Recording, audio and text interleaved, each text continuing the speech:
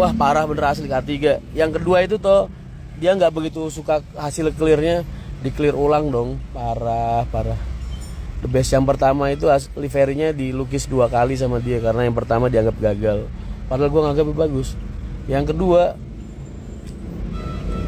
furnace-nya diulangin lagi.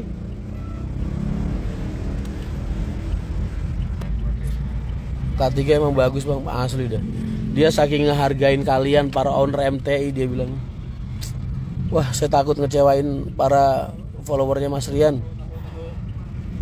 GG banget.